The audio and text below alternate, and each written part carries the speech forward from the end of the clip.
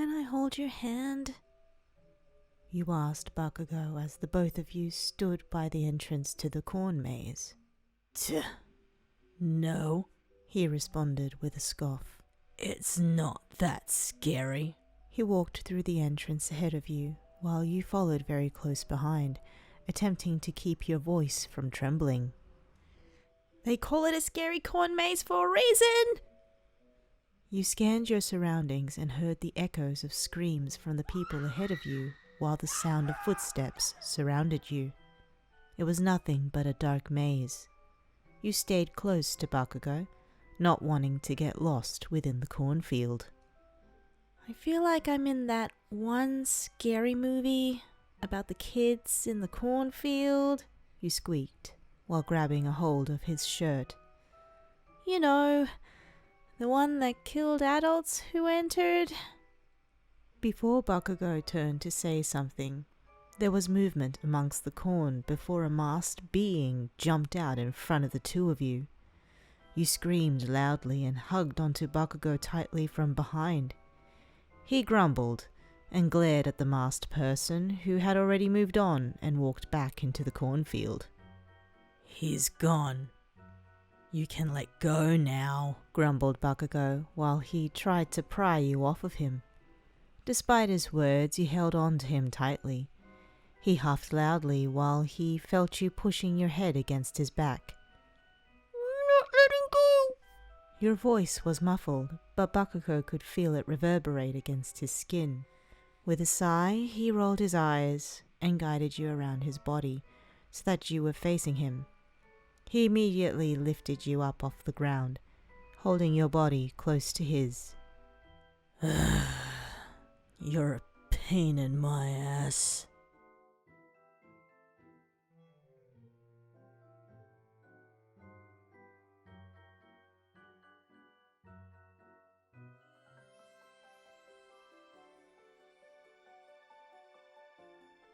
Look, Zuku, this one reminds me of you. You ran towards him holding a small pumpkin in your hands. While holding a pumpkin himself, he blushed upon hearing your words and looked at the pumpkin in your arms curiously. That's a small pumpkin. Are you sure? He asked. It might be small, but look how adorable it is, you commented, pushing the pumpkin towards his face. I can't wait to paint it. I'm going to dedicate it towards you. His heart melted at your bright smile and your enthusiasm. He cherished every moment with you. He smiled before placing a small kiss on your forehead. Why don't we pay for these pumpkins and head home? He suggested. It's getting late, and my mom is making your favorite. You smiled back and nodded, taking his hand into yours. With his pumpkin in hand, Izuku started walking towards the entrance of the patch. You stopped suddenly in your tracks, which in turn made him turn back to you. Your smile grew brighter than it did before, pushing your pumpkin towards Izuku's hands and rushing over to another one.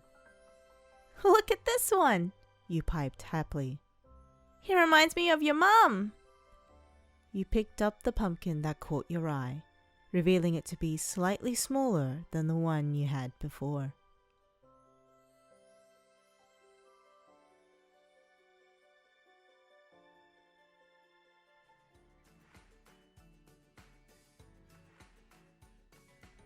Did you make the popcorn already? You asked from across the lounge, watching Iida's form in the kitchen.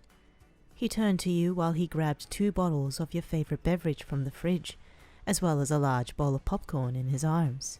Yes, he responded as he made his way towards you. He placed the snacks and beverages gently onto the coffee table before he sat next to you on the couch. His arms immediately swung over your shoulder as you leant into his touch.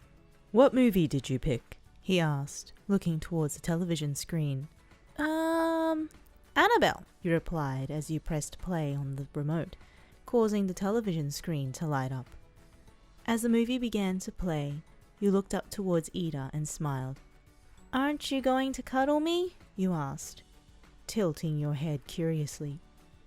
He turns to you, slightly confused and taken aback by the request. I am cuddling you, he responded with confusion laced in his voice.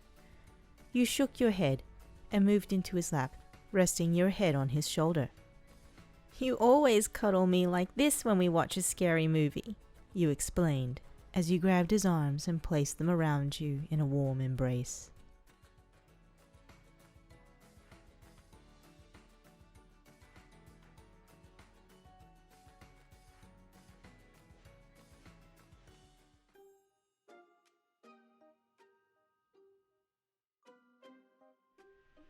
While finishing your hair in pigtails, you heard a knock on your door, which prompted a smile on your lips.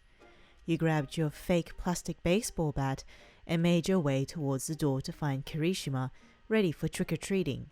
However, upon seeing the costume he donned, your smile turned into a pout. I thought we agreed on going as the Joker and Harley Quinn. They're villains, reasoned Kirishima in his dark outfit. Plus, don't some people ship Batman and Harley Quinn? Think of it as a forbidden love. He smiled at you while he took in your appearance. They're not real, you sighed, but couldn't help but smile at his reasoning. Kirishima shrugged. Well, my Harley Quinn. Do you mind ditching that Joker for a hero like me? You shook your head as a small giggle escaped your lips. Let's go, dork. We have houses to raid candy from. You grabbed his hand and your small tote bag for candy while closing the door to your dorm. The both of you quickly made your way down the hallway towards the exit. You know, I do like the view I'm getting right now, he said out of the blue. You turned to him with a shade of red on your face while he attempted to hold in his laughter. Shut up and let's go trick-or-treating, you pouted, as you turned to push him in front of you out of the front doors.